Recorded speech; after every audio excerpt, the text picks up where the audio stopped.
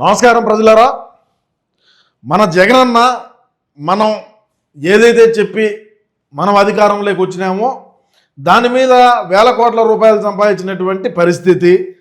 సరే, అందులో భాగంగా ప్రస్తుతం ఉండేటువంటి తెలుగుదేశం, జనసేన, బీజేపీ పార్టీలు మన అన్న చేసినటువంటి గొప్ప పనిని, అంటే ఏంటంటే మనం లిక్కర్ అనేది ఆంధ్రాలో లేకుండా చేస్తాం దశల వారీగానని చెప్పి అధికారంలోకి వచ్చి అదే లిక్కర్ని ఒక వ్యాపార మార్గంగా మార్చినాము. అది అందరికీ తెలిసిందే.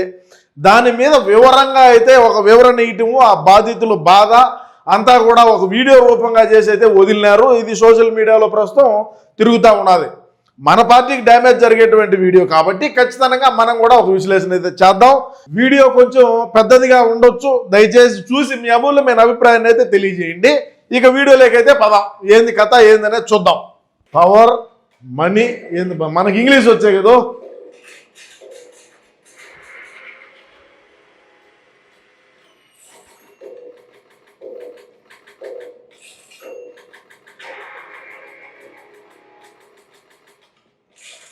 Hmm. 2019 నుంచి అంట.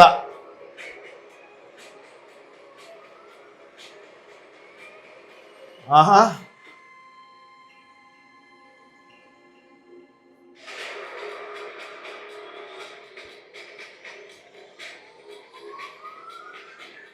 India's biggest liquor scam. ఏమి 16 నెలలు జైల్లో ఉండి ముఖ్యమంత్రి కాలా? ఇప్పుడేం లిక్కర్ స్కామ్ ఏం ఏమవుతుంది? ఇప్పుడు మనం ఏదన్నా అయితేనో లేదంటే ఇంకోటో బాధపడాలా? బ్రహ్మాండంగా డబ్బులు కోట రూపాయలు సంపాదించుకున్నాం. మేము అధికారంలో ఉన్నప్పుడు నేను చెప్పుతానే ఉన్నా, ఒరే స్వామి ఈ మందు అంతా వ్యాంపల్లో తయారు చేసిందేరా బత్తాయి చెట్ల కింద స్పిరిట్ రా అని నేను ఎప్పుడో చెప్పినా. వీళ్ళు ఇప్పుడు కనుక్కున్నారేమో. మనం ఎప్పుడో చెప్తానే ఉన్నాం కదా. ఏందో వీళ్ళు ఇంక తిక్కగా ఉంటారా అంటే వీళ్ళు ఆడంటారు. సరే బెయిన్.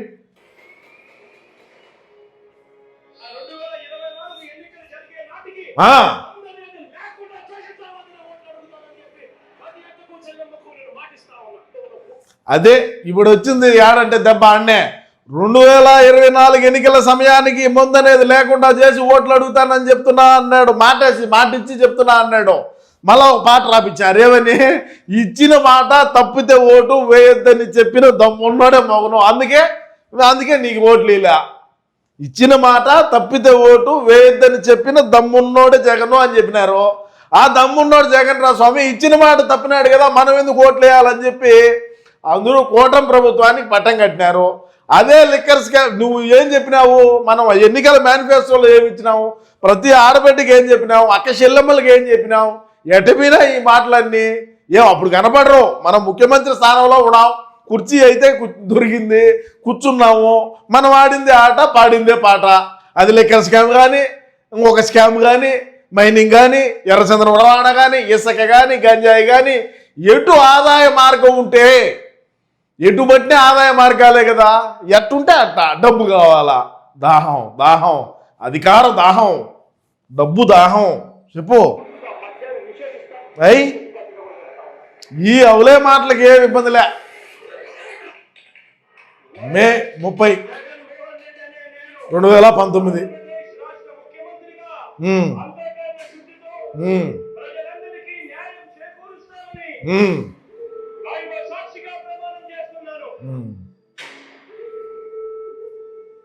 ఏపీలో నేటి నుంచి కొత్త మద్యం పాలసీ అందుబాటులోకి వస్తుంది. ఇకపై ప్రభుత్వమే మద్యం దుకాణాలను నడపనుంది.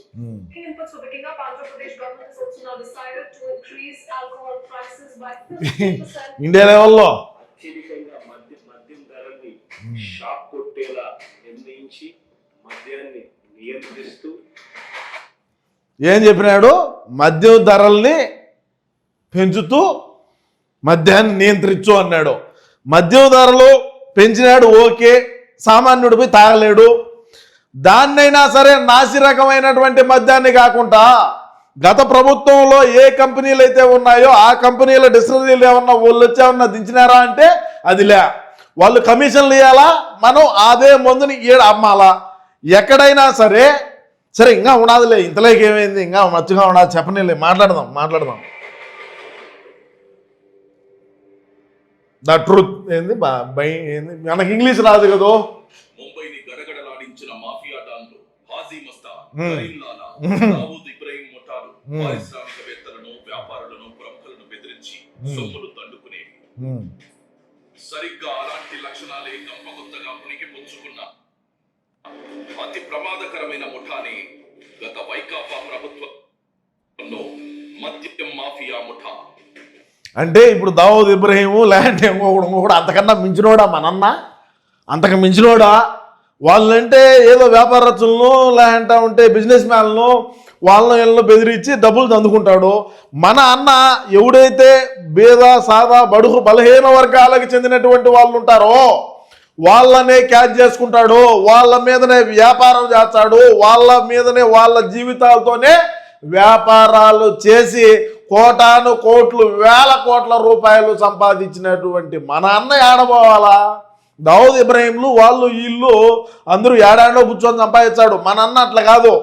మన అన్న ఆంధ్ర రాష్ట్రంలో ముఖ్యమంత్రిగా కూర్చొనే సంపాదించాడు. అది ఒక లిక్కర్ మీదనే, కేవలం లిక్కర్ మీద. ఎక్కడైనా చూడు ఇప్పుడు liquor liquor liquor. Mithun Reddy ఏ తప్పు చేయకుండా ఉంటే లోపల ఎందుకు ఉన్నాడయా? ఒక పార్లమెంటు సభ్యుడు, ఒక ఎంపీ ఏ తప్పు చేయకుండా ఉంటే అరెస్ట్ చేయగలుగుతారా? చెవిరెడ్డి భాస్కర్ రెడ్డి ఉన్నాడు, దేనికి పోయినాడు? రాజకసిరెడ్డి, ఇట్లా చెప్పుకుంటా పోతే ఎంతమంది ఉన్నారు? ఇంకెంతమంది పోవాల్సి వస్తుంది? వీళ్ళందరూ పోయిన తరువాత ఏమన్నా అన్నకు కూడా పెళ్లి పత్రిక ఏమన్నా వచ్చాదా?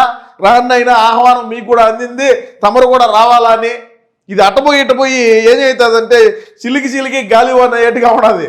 అది పట్టుకొని ఇది పట్టుకొని ఆఖరికి అన్నగాడికి వచ్చి పట్టుకున్నారనుకో, అన్న ముందుగానే తండ్రి లేని బిడ్డ, ఏదో డబ్బు సంపాయాలని ఆశ. సరే ఏందో చూద్దాం.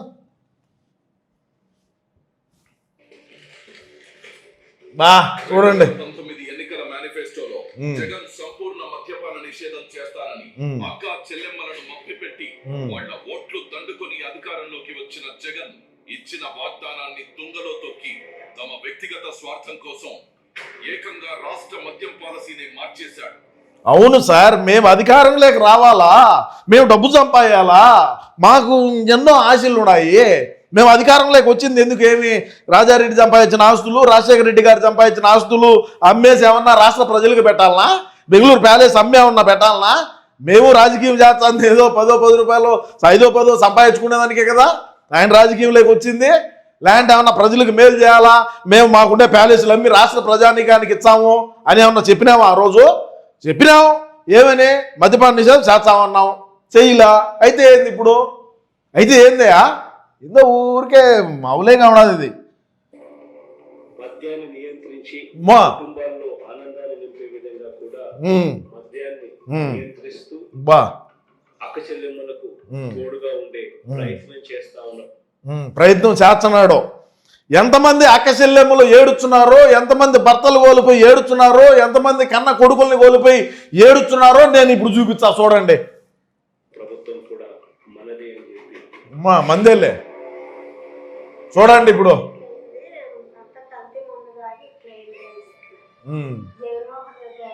వీళ్ళకి ఏం చెప్తాడు జగన్ ఇప్పుడు? అదో ఆయన పోయినాడు అస్సాం రాజారెడ్డి గారికి.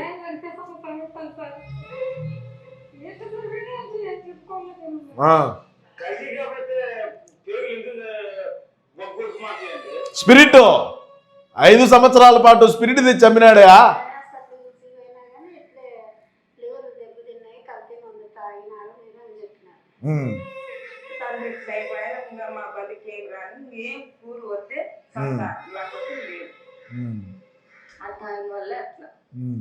మా అన్న తమ్ముళ్ళు చచ్చిపోతుంటే చూడలేము, దయచేసి ఇంకా సంపాదించి చాలు. ఎక్కడికి ఎక్కువపోతారా? ఎంత సంపాదించుకుంటారా? లిమిట్ ఉండాలా?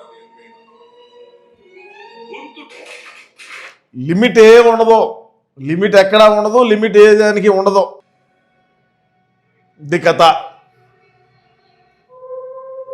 నీచమైన నాణ్యత లేని కల్తీ మద్యాన్ని జనానికి అమ్మి వాళ్ళ ఆరోగ్యంతో చెలగాటమాడి వేల కోట్లు దోచుకున్నాడు. లిక్కర్ సప్లై విధానాన్ని గత వైకాపా పాలకులు చేతుల్లోకి తీసుకున్నారు. ఉన్న లిక్కర్ ఫ్యాక్టరీలను భయపెట్టి బెదిరించి ఆధీనంలోకి తీసుకున్నారు. వాళ్లే కల్తీ మద్యాన్ని తయారు చేసి హోల్సేల్ రీటైల్ దొంగ వ్యాపారం కూడా వాళ్లే చేశారు. ఎక్కడా లేని Andhra gold, president medal, 9 horses, jobs calendar, gold pearls, kings veils, special status, royal right అంటూ రకరకాల స్పెషల్ స్టేటస్ అంటే మనం అప్పుడు ఏం చెప్పినా మెడలు వంచి స్పెషల్ స్టేటస్ ప్రత్యేక హోదా తీసుకోవచ్చా ఉన్నాం సార్. మేము అది తేలాకనే ఈ స్పెషల్ స్టేటస్ ముందన్నా ఇద్దాంరా, బ్రాండీ షాపులోకి పోయి స్పెషల్ స్టేటస్ అంటే మనకు వచ్చిందని ఆనందంతో ముందుకు పోతారని అనుకున్నాం. మరి మీరు ఈ విధంగా మమ్మల్ని మళ్ళీ బదనాం చేస్తారని మేము అనుకోని ఉంటే మేము ఆ స్పెషల్ స్టేటస్ పెట్టేవాళ్ళమే కాదు. ఇది కథ చూడు, ఏందో రాయలు ఏందో ఎంత రకాలే, ఈ సామాన్యమైనటి కాదు.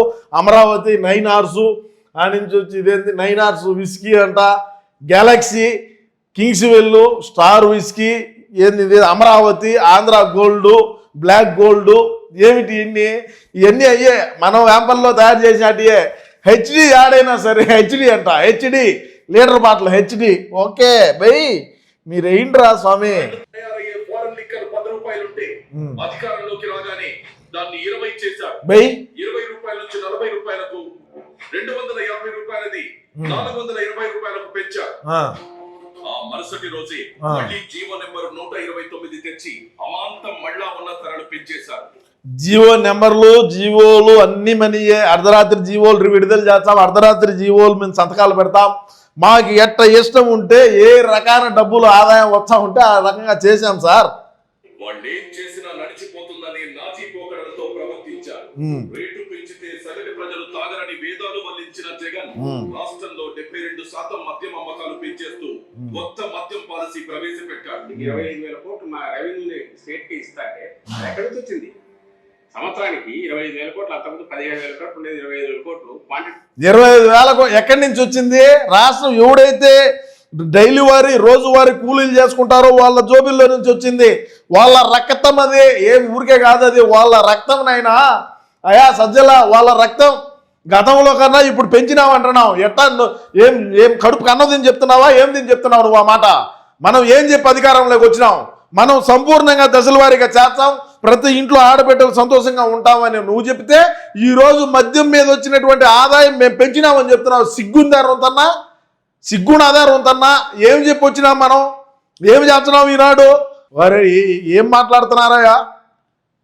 నేను వెళ్ళదు ఈ పాయింట్. ఎప్పుడు వీళ్ళన్నీ బయటికి తీశారులే. ఉండు తగ్గాయి, రెవెన్యూ పెరిగింది. మూసుకో నోరు. ప్రజల జీవితాలు గుల్ల చేస్తూ వాళ్ళ జేబులు కొల్లగొట్టారు. రాష్ట్ర ఆదాయం తగ్గినా సరే రాష్ట్ర ప్రజల ఆరోగ్యం ముఖ్యం. పేదల కోసం పాటుపడాలన్న దేంతో పనిచేస్తున్న ప్రభుత్వం ఇది. మరి ఆ కల్తీ మద్యాన్ని నమ్మేటప్పుడు దేనికి మాట్లాడాలా జోగి రమేష్? నువ్వు నోట్లో ఏమి హెరిటేజ్ ఐస్ క్రీమ్ ఏమన్నా పెట్టుకున్నావా? నేను అన్నది కాదు, మన రోజెక్క నేర్పించింది. నోట్లో ఏమన్నా హెరిటేజ్ ఐస్ క్రీమ్ పెట్టుకొని ఉన్నావా అంటున్నా. దేనికి మాట్లాడాలా నువ్వు ఆ రోజు దేనికి? నీ నియోజకవర్గంలో నువ్వు మంత్రిగా ఉన్నప్పుడు ఈ కల్తీ మద్యాన్ని దాకా ఎంతమంది పోయినారో ఏం తెలీదా నీకు? నీకేం అవసరం? పోయింది ఎవడో కదా, ఏం మనోలు పోలేదు కదా అనుకుంటావు నువ్వు. అంతే కదా, పిచ్చ మాటలు, పిచ్చవారాలు. ఆంధ్ర గోల్డ్ అంట, తయారు చేసి దోపిడీ రాసేయండి. మొత్తం స్పిరిటే. ఆ ముందు అయినా ఒకటే ఎవడు తాగమన్నాడురా నిన్ను తాగమనింది ఎవడు? నిన్నేమన్నా మా జగనన్న వచ్చి అయ్యా నువ్వు మందు తాగు, నా బ్రాంతి షాపులో మందు కొనుక్కో, నేను మంచి మందు అమ్ముతున్నా నువ్వు కొనుక్కో, నేను ఏమన్నా జగనన్న వచ్చి చెప్పినాడా నీకు? నేను చెప్తానే ఉన్నా, ఓరే మా గవర్నమెంట్లో ఉండే స్పిరిట్ రా, దాన్ని వేంపల్లి బత్తాయి తోటలో రెడీ చేస్తున్నారా, ఎవడు తాగొద్దురా స్వామి చెప్తానే ఉన్నా. ఎవరు విన్నారు?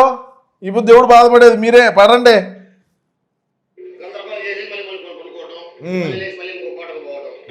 మా తాత కూడా చెప్పారు, ఈ జగన్ ముందే చేస్తున్నారు. కోడి చేసినాడు, పచ్చివాతలోకి వచ్చేస్తారు. పని చేయకాడు చేసేసిన పచ్చివాతలోకి వచ్చేది చేసిన, అది రకంగా మెంటల్ గా మాట్లాడేది రకంగా వస్తాం. గత వైకాపా ప్రభుత్వం 5 ఏళ్ల పాటు అమ్మిన మద్యానికి ఎలాంటి డిజిటల్ చెల్లింపులను అనుమతించలేదు. కేవలం నగదు రూపంలో విక్రయించి 99,413 కోట్ల రూపాయలు తీసుకున్నారు. ఈ రోజుల్లో తోపుడు బండ్లవాడు కూడా ఆన్లైన్ పేమెంట్ తీసుకుంటుంటే ఏపీ లిక్కర్ షాపుల్లో ఆన్లైన్ పేమెంట్ అనేది లేకుండా చేసి క్యాష్ అండ్ క్యారీ అన్నారు. అదేమని అడిగిన వాళ్ళని వీళ్ళడిగిన వాళ్ళని బెదిరించి ఎక్కడైనా సరే ప్రపంచంలో ఏడైనా సరే డిజిటల్ పేమెంట్లు, యూపీఐ పేమెంట్లు నడుచున్నాయి. కానీ మన ఆంధ్రాలోనే మన అన్న ముఖ్యమంత్రిగా ఉన్నప్పుడు మాత్రమే ఎక్కడైనా సరే ఏ బ్రాందీ షాప్లోనైనా సరే డబ్బులు ఇవ్వాలా, బాటలు తీసుకొని పోవాలా. మీరు కావాలంటే నన్ను ఫాలో అయిన వాళ్ళు ఎవరైనా ఉంటే నేను గతంలోనే ప్రశ్నించడం జరిగింది. అన్నా ఈ నల్ల డబ్బు అంతా యాడికి పోతుంది, ఏడ పెడుతున్నావు, ఎక్కడి నుంచి బయటికి తెచ్చున్నావు, దీనికి ఏమన్నా పత్రాలు ఏమన్నా ఉన్నాయా అంటే దొంగ కంపెనీలు పెట్టాము. ఇప్పుడు ఎన్ని దొంగ కంపెనీలు పెట్టినామో తెలియదు, వాటిలో ఎంతమంది డైరెక్టర్లు ఉన్నారో తెలియదు. ఎవరైతే మాకు సంబంధించినటువంటి వ్యక్తుల దగ్గర డ్రైవర్లుగా ఉంటారో వాళ్ళే కంపెనీ డైరెక్టర్లు. ఆ విధంగా చేసినటువంటి చరిత్ర నేను గతంలోనే చెప్పిన. ఎక్కడైనా చూడండి, మీరు డబ్బులు ఇవ్వండి, ఎత్తుకోమండి, డబ్బులు ఇదే పనే. యాడికి పోయినా ఈ డబ్బు అంతా రావాలి, మరి తీయాలి బయటికి కూటమి ప్రభుత్వం. వినకపోతే అరెస్టులు చేశారు, కేసులు పెట్టారు. ఈడి మీద ఆడు తెల్లారి తల్లికి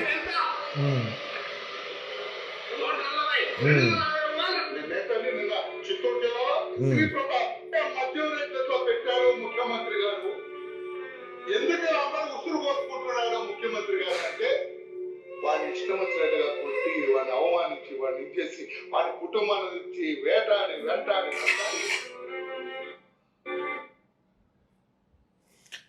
ఇతను ఎంత ఎంఆర్పి ఉన్నది, మీరు ఎంతకు అమ్ముతున్నారని గతంలో అడిగినారు. ఉమ్మడి చిత్తూరు జిల్లాకు సంబంధించినటువంటి వ్యక్తి, పెద్దిరెడ్డి రామచంద్రారెడ్డి కాన్స్టిట్యున్సీ అనుకుంటా. ఆ విధంగా మాట్లాడినాడని తెల్లారెదలకి శవం అయినాడు. మరి ఎట్లయినాడు, మరి ఆ కథ ఏందో, ఆ మెహర్బానీలు ఏందో, మరి ఎవడమ్మ మొగుడు ఎవడు ఇంకా ప్రశ్నించకూడదు, ఎవడమ్మ మొగుడు మాకు అడ్డం రాకూడదు, మేము సంపాదించుకోవాలా, మేము తినాలా, మేము బతకాలా అని ఏమన్నా వీళ్ళు ఆ విధంగా చేసినారా?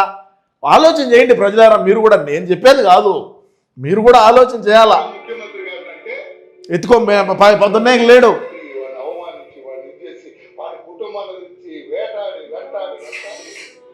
అయిపోయి గతం. 2019లో జగన్ తన వైకాపా ప్రభుత్వం రాగానే వేల కోట్లు ప్రజల నుంచి పిండుకోవాలని ప్లాన్ చేశారు. తమ పన్నాగాలన్నీ ఎలా అమలు చేయాలన్న అంశాలన్నీ ఎంపీ లోపల ఇప్పుడు చేశారు. అతడే ఈ స్కామ్ కి మొత్తం రింగ్ మాస్టర్ గా వ్యవహరించాడు. అప్పటి బెవరేజెస్ కార్పొరేషన్ లో అసిస్టెంట్ కమిషనర్ గా ఉన్న సత్యప్రసాద్ ని ఈ కుట్రకి పావుగా వాడుకున్నారు. ఉడుపుల దందాపై చర్చించేందుకు సత్యప్రసాద్ ని పావుగా వాడుకున్నాడంటే ఎవరినైనా వాడేదే. డబ్బులు వచ్చా ఉంటే జగనన్న చెప్తాడు, అన్న ఏడ వాడతాడు. అది ఏం వాడకం అంటే ఆ వాడకం ఎట్లుంటుందో ఇప్పుడు చూడండి, తెలుస్తుంది. 2019 అక్టోబర్ 10న తమ నివాసానికి పిలిపించుకొని మద్యం సిండికేట్ కోసం తమకు అనుకూలంగా పనిచేయాలని ఆదేశించారు. ప్రతిఫలంగా ఆయనకు 2023లో ఐఏఎస్ పదోన్నతి ఇస్తామని ఆశ చూపించారు. సత్యప్రసాద్ రెండో మీటింగ్ కి గాను 13/10/2019న డిస్టిలరీస్ నుంచి నెలసరి ముడుపులు ఎలా వసూలు చేయాలి అన్న అంశాలపై కీలక చర్చ జరిగింది. మద్యం అమ్మకాల బేస్ ధరపై కనీసం 12% కమిషన్ వసూలు చేయాలని ఎంపీ మిథున్ రెడ్డి ప్రతిపాదించాడు. తన ప్లాన్ పక్కాగా అమలు చేసి సత్యప్రసాద్ వాసుదేవరెడ్డిలకు కొన్ని మార్గదర్శకాలు ఇచ్చారు. మద్యం అమ్మకాలకు సంబంధించి 2019కి ముందు టీడీపీ ప్రభుత్వం అమలు చేసిన ఆటోమేటిక్ విధానం తీసేయాలని, ఆ స్థానంలో మాన్యువల్ కంపెనీ విధానం తీసుకురావాలని సూచించారు. 2019వ సంవత్సరం రెండో డిస్టిలరీల యాజమాన్యాలతో హైదరాబాద్ పార్క్ హయత్ హోటల్లో మద్యం కుంభకోణం రూపకర్తల్లో ఎస్పీవై డిస్టిలరీస్ పూర్వ డైరెక్టర్ అయిన సజ్జల శ్రీధర్ రెడ్డి ఈ సమావేశాన్ని ఏర్పాటు చేశారు. తమ ప్లాన్ కు సహకరించకపోతే మద్యం సరఫరా ఆర్డర్లు ఇవ్వబోమని బెదిరించారు. అంటే ముందుండే బ్రాండ్లు డిస్టిలరీలని మేము మీకు వ్యాపారం మేము వేరే వాళ్ళకి ఇచ్చుకుంటాము, మీరు మాకు ఇంత పర్సంటేజ్ ఇవ్వాలా, అది ఇచ్చితే మీ కంపెనీల నుంచి మేము ఆంధ్ర రాష్ట్రానికి ఇంపోర్ట్ తెచ్చుకుంటామని చెప్పి వాళ్ళని బెదిరింపులు. ఈ స్కామ్ అంతా ఏంది, ఈ మాటలన్నీ ఏంది, డైరెక్ట్గా మనమే స్పిరిట్ తయారు చేసే పోదా అనేది కూడా ఉంటుంది. చూడండి, కోల్పోతామన్న భయంతో డిస్టిలరీల యజమానులు వాళ్ళు వ్యాపారం పోతాది కదా, 12% చొప్పున ముడుపులు చెల్లించేందుకు అంగీకరించారు. కానీ లిక్కర్ సిండికేట్ దాన్ని కొన్ని రోజుల్లోనే 20% పెంచేసింది. వసూలు చేసిన ముడుపును మొదట మద్యం పాలసీ కసిరెడ్డి కీలక పాత్ర వహించిన రాజ్ కసిరెడ్డి, వాటిని అతని నుండి మిథున్ రెడ్డి, భారతీయ సిమెంట్ డైరెక్టర్ జగన్ సతీమణి భారతి తరపున ఆర్థిక వ్యవహారాలు చూసి గోవిందప్ప బాలాజీకి అందజేసి ఇప్పుడు మనకి వీటి దాకా వచ్చున్నాయి బా. ఎవరు మిథునన్న కాడికి వచ్చి ఉండదు కథ వ్యవహారం. ఈ నుంచి ఇప్పుడు ఈ చెయ్యి మారుతుంది. ఈ చెయ్యి మారింది ఆడికి, ఈ చెయ్యి ఎక్కడికి మారిందంటే అక్కడికే ప్యాలెస్ కాడికి. ఈ వేస్తే అంటే ఉన్నాడు, కానీ నేనేం చెప్తానంటే ఇంకా మరింత రావాల్సి ఉండదు. మిథునన్న నోరిప్పి చెప్పినాడు మిథున్ రెడ్డి అంటే అస్సాం, ఇంకా అస్సాం అంటే ఇంకా అన్న అన్ని సంఘలో పెట్టుకొని పోవాలి లోపలికి. చూద్దాం. పులి వచ్చింది చూడండి. చివరగా అప్పటి సీఎం జగన్ కథ చేసేవారు. ప్రతి నెల సగటున 50 నుండి 60 కోట్ల ముడుపులు జగన్ కథ. ఓయిడమ్మ జీవితం. ప్రతి నెల 50 నుంచి 60 కోట్ల 50 నుంచి 60 కోట్లు ఒక నెలలో మద్యం మీదనే వచ్చింది అంటే ఈడేమో అన్న కోసం పనిచేసే వాళ్ళకేమో ఛార్జీలకి లెక్క ఉండదు. ఆడాయన ఏసీలోంచి బయటికి రాకుండా ఇంట్లో ఉండేవాడికేమో రోజుకి 50 నుంచి 60 కోట్ల రూపాయలు డబ్బులు. ఏంది కథ, ఏంది వ్యవహారము? ఆటోకు పోదామన్నా డబ్బులు, అది వేరే విషయం అనుకో. సరే చూద్దాం ఉండుగా. పులి మద్యం విధానం ముసుగులో భారీగా దోచుకునేందుకు ఇమిటేషన్ బ్రాండ్ల విధానాన్ని పాటించింది. జాతీయంగా అంతర్జాతీయంగా ప్రాచుర్యం పొందిన బ్రాండ్లన్నింటినీ నుండి తరిమేసిన ఈ ముఠా అచ్చం అవే పేర్లను తలపించేలా 1-2 అక్షరాలు పదాలు మార్చి పెద్ద ఎత్తున ఇమిటేషన్ బ్రాండ్లు తీసుకొచ్చింది. దొంగలు కలిసి ఊళ్ళు పంచుకున్నట్టుగా. అంటే చూడండి ఇక్కడ ఆలోచన విధానం కూడా ఏ విధంగా ఉంటుందో. ఏదైతే ఇంటర్నేషనల్ బ్రాండ్లు ఉంటాయో వాటికి 1-2 అక్షరాలు మార్చి సేమ్ అదే రూపకల్పన చేసి వాటికి నామకరణాలు చేసి వాటిని వైన్ షాప్లో పెట్టి కోట్ల రూపాయలు దండుకొని అవి తాగిన వాళ్ళు. నేను గతంలోనే చెప్పినా, సరే ఇంకా చెప్తా ఉండు ఏంది గతంలో నేనేం చెప్పినాను అనేది కూడా మీకు తెలియాలి కదా. చూద్దాం ఉండండి. ఏకంగా 30 నుండి 150% మేర మూలధర పెంచేసి ఈ ముఠా సభ్యులు దోచుకున్నారు. అవే అసలైన నాణ్యమైన బ్రాండ్లు అనేలా ప్రజల్ని మభ్యపెట్టి ప్రభుత్వ దుకాణాల్లో విక్రయించారు. దాదాపుగా 1,00,000 టెస్టులు కూడా డిపార్ట్మెంట్ కూడా చేసింది. తీసుకునేటప్పుడు కూడా 1,00,000 టెస్టులు ఆ డిపార్ట్మెంట్ చేయొచ్చు. దాని బదులు మనం లండన్ పోయి కొద్దిగా మనకు సంబంధించి టెస్టులు చేయించుకుంటే మంచిది నా అని రాష్ట్రంలో ఉండేటువంటి ప్రజానికి అనుకుంటున్నారు. నేను అనుకోలా. మనం ఏదైతే మద్యాన్ని అమ్మినామో ఆ మద్యాన్ని దాదాపు 1,00,000 టెస్టులు అంటే ఏంది మా 1,00,000 టెస్టులు? వాటిలో 1-2 నువ్వు చేయించుకుంటే ఈరోజు ఆంధ్ర రాష్ట్రానికి ఈ బతుకు వచ్చేది కాదు జగన్ అన్న అని కూడా ఈ సందర్భంగా తెలియజేస్తా ఉన్నా. బ్రాండ్ పేరు ఏది అన్నది ప్రధానం కానే కాదు అధ్యక్ష. బ్రాండ్ పేరు బాగానండి. బ్రాండ్ పేరు ఏది అనేది ప్రధానం కాదు. అది నాటు సారానా, బఫూనా, డెకాయిటా, లంగానా, హౌలైనా, పకీరా పక్కన పెట్టండి. దాంట్లో మందు ఉన్నదా లేదా, నిషా ఇచ్చందా లేదా అనేదే ఏడ పాయింట్ అంటాడు. మీరు బాగా అబ్జర్వ్ చేయండి. ఎంత అబ్జర్వ్ చేయాలో అంత అబ్జర్వ్ చేయండి. మళ్ళా ఏనండి ముఖ్యం కానీ ఆ ప్రాడక్ట్ కు పవర్ స్టార్ 99 లెజెండ్ 99 పెడతారా, లేకపోతే బూమ్ బూమ్ పెడతారా? అవన్నీ మాకు అక్కర్లే. మీకు కావాల్సింది ముందు నిషా ఎక్కాలి అంతే. అది వేంపల్లి తోటలో తయారు చేస్తున్నానా, లేదు ఇంకొక ఫారెన్ నుంచి వచ్చాందా, లేదంటే ఇంకొక సాటి నుంచి వచ్చాందా అనేది మీకు వద్దు, అవసరం లే. దాంట్లో ఎర్రంగా ముందు ఉన్నదా లేదా. నేను గతంలో కూడా చెప్పిన, ఓరే కేసర్ పొడి వేస్తారా స్వామి, కలర్ పొడేసి కలుపుతున్నారా, దాని మీద కావాలంటే చూడండి స్పిరిట్ అని వాళ్ళు రాసి ఉంటారా, అచ్చు కొట్టిట్టుంటారా చూడండి అని ఈనంది.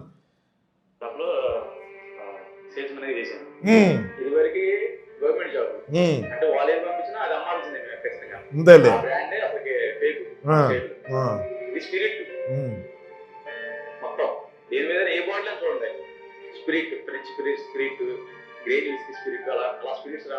మళ్ళా ఒకటే రకం రాచే ఇబ్బంది కదా, అందుకని 2 రకాలుగా రాస్తారు స్పిరిట్ కూడా.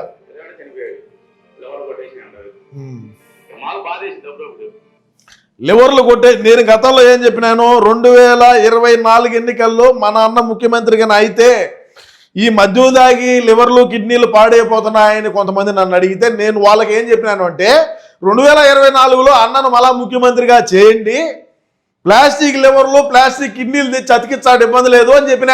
మీరు కావాలంటే నా వీడియోలు చూసుకోవచ్చు. నేను ఏ ఒక్కటి కూడా డిలీట్ కూడా చేయలే. 2024లో మీరు మా అన్నను కన్నా గెలిపించుంటే ఎవరికైతే లివర్లు, ఎవరికైతే కిడ్నీలు, ఎవరికైతే పెరాలసిస్ వచ్చుంటుందో వాళ్ళందరికీ కూడా అన్న సపరేట్గా వైద్యం ఇప్పించేవాడు.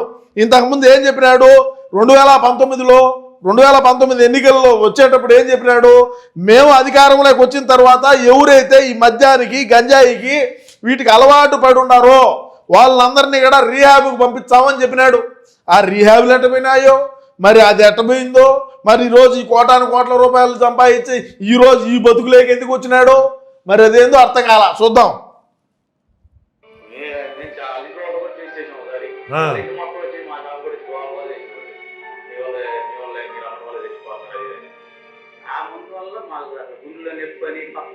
ఎవడు తాగమన్నాడు అయినా గుండెలో నిప్పంటే. సత్యప్రసాద్ని 2019 అక్టోబర్ 10న తమ నివాసానికి పిలిపించుకొని మద్యం సిండికేట్ కోసం తమకు అనుకూలంగా పనిచేయాలని ఆదేశించారు.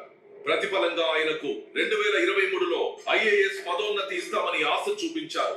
దానికి లొంగిపోయిన సత్యప్రసాద్ రెండో మీటింగ్ కి గాను 13/10/2019న డిస్టిలరీస్ నుంచి నెలసరి ముడుపులు ఎలా వసూలు చేయాలి అన్న అంశాలపై కీలక చర్చ జరిగింది. మద్యం అమ్మకాల బేస్ ధరపై కనీసం 12% కమిషన్ వసూలు చేయాలని ఎంపీ మిథున్ రెడ్డి ప్రతిపాదించాడు. తన ప్లాన్ పక్కాగా అమలు చేసేందుకు సత్యప్రసాద్, వాసుదేవరెడ్డిలకు కొన్ని మార్గదర్శకాలు ఇచ్చారు. మద్యం అమ్మకాలకు సంబంధించి 2019కి ముందు టీడీపీ ప్రభుత్వం అమలు చేసిన ఆటోమేటిక్ విధానం తీసేయాలని, మాన్యువల్ కంపెనీ విధానం తీసుకురావాలని సూచించారు. 2019వ సంవత్సరం అప్పటి సీఎం జగన్ అందజేసి అక్కడ నుంచి ప్రోడక్ట్ వస్తా ఉందని బాగా డేంజరస్ అన్నమాట. దానివల్ల మాకు అట్లా ఏమి చేయలేదు. అవి తాగితే పైకి ఇట్లా కొనుక్కుంటే చుక్కలకి తిరుగుతాయి. 26 years ఉంది. తాగిన ఆ అబ్బాయికి పక్షవాతం లాగా వచ్చింది. 26 years కంటే ఎవరికి పక్షవాతం కుర్రాళ్ళకి రావు. అలాంటిది ఎంత కల్తీ అయిందో. మా మద్యం తాగితే వచ్చాయి బా ఏమి. అయితే 2019, 2024 మధ్యలో తాగిన ముందు వల్ల మా జీవితం సర్వనాశనం అయిపోయింది. చేతులు ఇటు పెట్టరా స్పిరిట్.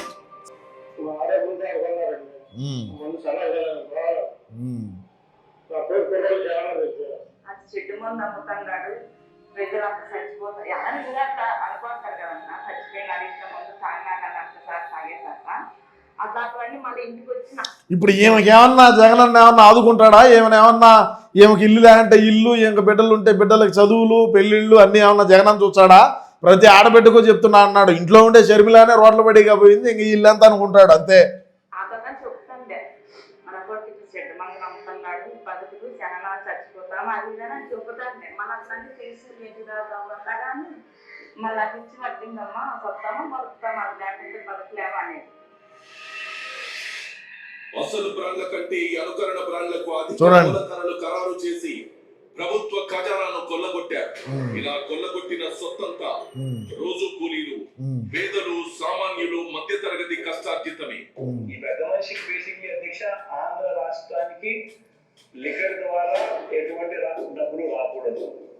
ఈ డబ్బులు వచ్చినాయి అంటే రాష్ట్రానికి వచ్చితే ఇబ్బందిలే, రాష్ట్రం బాగుపడుతుంది అనుకుంటారు. రాష్ట్రానికి రావడం లేదు కదా.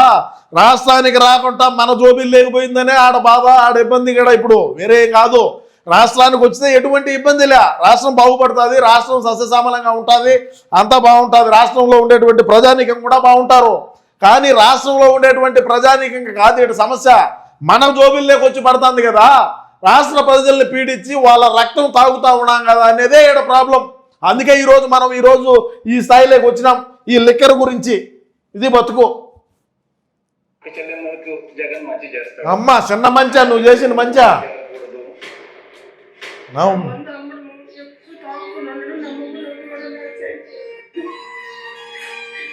చూడు వీళ్ళకి ఏం చెప్తా, అక్కచెల్లెమ్మలకి అందరికీ, ఈ అక్కచెల్లెమ్మలకి ఏం చెప్తారు జగనన్న? చెప్పు దీనికి సమాధానము.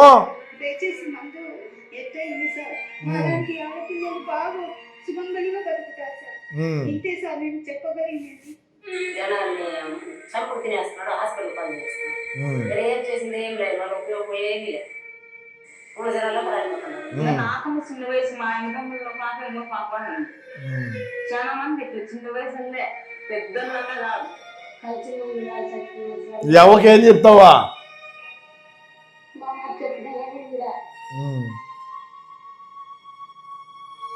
మచ్చుగా ఇది వీళ్ళంతా పీడించి దొబ్బిన డబ్బులే కదా ఇన్ని. ఈ డబ్బు నిలబడతాదా? ఉంటుందా ఈ డబ్బు? ఒకడు చచ్చిపోయాడు, పార్క్లో బైపాస్ చచ్చిపోయాడు, ఒకడేమో సపోజ్ చెప్పాడు, ముగ్గురు చచ్చిపోయారండి. మందులో ప్రాబ్లం వల్ల చచ్చిపోయారు. 3 రోజుల క్రితం అబ్బాయి తాగి నైట్ పడుకున్నాడు అనుకుంటా, ఒళ్ళు వచ్చిపోయిందని.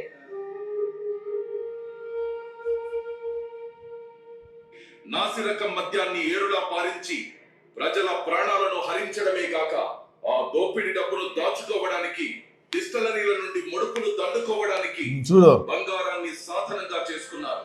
డిస్టిలరీల మద్యం సరఫరాదారుల నుండి 400 అంటే బంగారు వ్యాపారం కూడా చేసావా ఎట్టనా? అంటే దీంట్లో వచ్చిన డబ్బులంతా ఓయమ్మ ఇది చిన్న కథ కాదా, మింగుతారు ఆ లోపల నుండి 1000 కోట్ల విలువైన బంగారాన్ని ముడుపులుగా తీసుకున్నారని ఒక అంచనా. బంగారం వ్యాపారులకు కమిషన్లు చెల్లించి వారి ద్వారా ముడుపుల డబ్బును మద్యం మాఫియా ముఠాకి చేరవేశారు. చివరికి ఆ బంగారం డబ్బు అంతిమ లబ్ధిదారుడైన జగన్ ప్యాలెస్. ఒర్రే ఎందుకు ఇంత కంచేసుకుంటున్నాడు అనుకున్నా మనం గతంలో. బంగారం బేసిక్ ఇదో ఇంతలా ఉన్నాయి అన్ని. బంగారం ఆ నుంచి వచ్చి డబ్బులు అవి ఎవరిని ఎత్తుకోపోతారని ఇంత కంచె. ఇది కూడా ప్రభుత్వ సొమ్ముతో చెత్త తుప్పు అని వచ్చారు మొఖాన, అయినా కూడా తుడుచుకోబోతాం చెప్పుగా చేరేవి. మద్యం కుంభకోణం నిందితులతో కలిసి రాజకీయ వ్యవస్థను నేరమయం చేశారు. మద్యం ముడుపుల సొమ్ముతో కొంత మొత్తాన్ని 200 నుండి 300 కోట్లను గత సార్వత్రిక ఎన్నికల్లో ఖర్చు పెట్టారు. వైకాపా అభ్యర్థులకు పంపిణీ చేశారు. సిద్ధం సభలో పార్టీ నేత జగన్ కు అత్యంత చెవిరెడ్డి భాస్కర్ రెడ్డి ద్వారా ప్రకాశం, చిత్తూరు, నెల్లూరు జిల్లాలోని అభ్యర్థులకు ఈ డబ్బును చేరవేశారు. అలా మరికొంత సొమ్మును సీఎం జగన్ నిర్వహించిన సిద్ధం సభలకు వాస్తవం తెలుసా? ముడుపుల విక్రయంలో కీలకంగా వ్యవహరించిన ప్రధాన నిందితుడైన కేసిరెడ్డి తన ఈడీ ఎంటర్టైన్మెంట్స్ పేరిట సినిమా నిర్మాణ సంస్థను నెలకొల్పి కథ కొల్లగొట్టిన నల్లధనాన్ని వైట్ లోకి మార్చి ఆ డబ్బుతో హైదరాబాద్ శివారులో స్థలాలు భూములు కొన్నాడు. ఇంకా వ్యాపారాలు, పరిశ్రమల్లో పెట్టుబడులు పెట్టి వైకాపా మన్ననలు పొందాడు. మద్యం సరఫరా కంపెనీలు, డిస్టిలరీల నుండి కొల్లగొట్టిన ముడుపుల సొమ్ము చివరికి జగన్ కే చేరింది. ఇలా 3500 కోట్ల మేర కొల్లగొట్టారు. ఈ కొల్లగొట్టిన దోపిడి సొమ్ము మళ్లింపుకు మ్యూల్ ఖాతాలు అడ్డు పెట్టుకున్నారు. ఉత్తరాది రాష్ట్రాలకు చెందిన రోజు కూలీలు, నిరుపేదలు చిన్న పనులు చేసుకుంటూ జీవనం సాగించే వారికి ప్రతి నెల కొంత మొత్తం చెల్లిస్తామని ప్రలోభ పెట్టి వారి ఆధార్, పాన్, ఇతర గుర్తింపు కార్డులు తీసుకుని వారి పేర్ల మీద ముంబై, ఢిల్లీ తదితర నగరాలు. అంటే ఇప్పుడు మన ఆంధ్రాలో ఉండేటువంటి పేదోళ్ళు అయిపోయి ఇంకా అటు పోయినావా ఢిల్లీ, బాంబే, రాజస్థాన్ అట్లా ఇంకా వారు పోయి వాళ్ళ డేటాను సేకరించి వాళ్ళ పేర్ల మీద వాళ్ళు డైరెక్టర్గా ఉండొచ్చు. ఇప్పుడు డైరెక్టర్లుగా పెట్టి వాళ్ళు డైరెక్టర్ అని తెలీదు, వాళ్ళ పేర్లతో ఇంత లావాదేవీలు జరుగుతున్నాయని తెలీదు. ఇదంతా పెద్ద స్కామే. మనమే స్కామ్ మనుషులు, మనమే ఒక డెకాయిట్లు అయిపోయా. పెట్లర్లు డెకాయిట్లు కాదు. చెప్పు. పలు బ్యాంకుల్లో పెద్ద ఎత్తున ఖాతాలు తెరిచి అనామకుల్ని డైరెక్టర్లుగా పేర్కొంటూ అదే అనేక కల్పిత కంపెనీలను సృష్టించారు.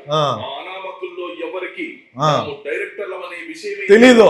రోజంతా కష్టపడినా గడవడమే కష్టమైన వారు వీళ్ళంతా. మద్యం సరఫరా కంపెనీలు, డిస్టిలరీలు నాటి ప్రభుత్వ పెద్దలకు ముడుపులుగా చెల్లించాల్సిన మొత్తాల్లో కొంత భాగాన్ని ఆయా ఖాతాలోకి మళ్లించారు.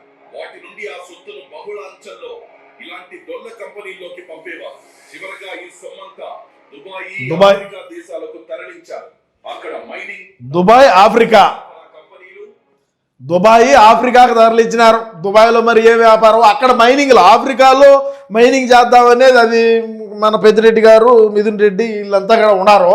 సరే చూద్దాం ఇంకా ఏం చెప్తారు. ఆఫ్రికాకు పోయారియా? నాటి ప్రభుత్వ పెద్దలకు ముడుపులుగా చెల్లించాల్సిన మొత్తాల్లో కొంత భాగాన్ని ఆయా ఖాతాల్లోకి మళ్లించారు. వాటి నుండి ఆ సొత్తును బహుళ అంచెల్లో ఇలాంటి డొల్ల కంపెనీల్లోకి పంపేవారు. చివరగా ఈ సొమ్మంతా దుబాయ్, ఆఫ్రికా దేశాలకు తరలించారు. అక్కడ మైనింగ్, రియల్ ఎస్టేట్, వివిధ కంపెనీల్లో పెట్టుబడి పెట్టారు. జగన్ అండ్ కో ముఠా.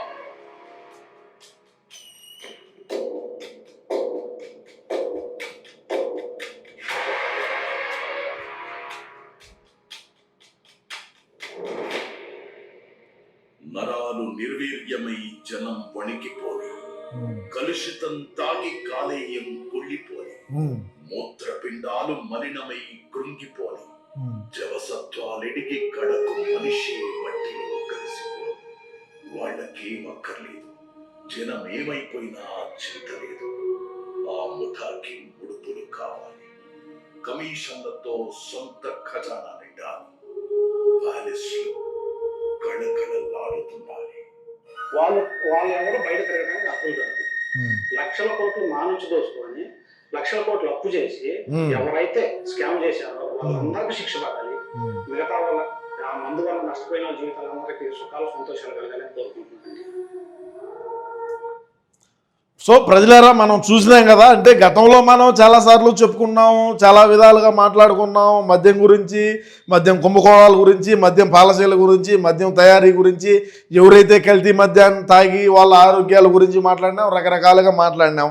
కానీ ఇప్పుడు ఎవరైతే నష్టపోయినటువంటి కుటుంబాలు ఉన్నాయో, ఎవరైతే ఆ మద్యం తాగి ప్రాణాలు కోల్పోయిన వాళ్ళు ఉన్నారో, ఆ ఆడబిడ్డలకు కానీ వాళ్ళ కుటుంబంలో కానీ ఏదైనా సరే మన అన్న చేసాడా? ఏమీ చేయడు. ఇంట్లో ఉండే అక్క చెల్లెమ్మలే తల్లిని చెల్లినే బయట పెట్టినటువంటి మనోడు వాళ్ళకేదో చేస్తాడనుకోవటం మన భ్రమ అని నేను చెబుతూ, ఇకనైనా సరే జగనన్న పేదవాళ్ళ మీద పడి పేదవాళ్ళ రక్తం తాగొద్దు అనేది అయితే నేను తెలియజేస్తా. దయచేసి వీడియో చూసిన వాళ్ళు మీ అభిప్రాయాన్ని కూడా ఈ మద్యం కుంభకోణంపై తప్పకుండా మీ అభిప్రాయాన్ని తెలియజేయండి. నమస్కారం.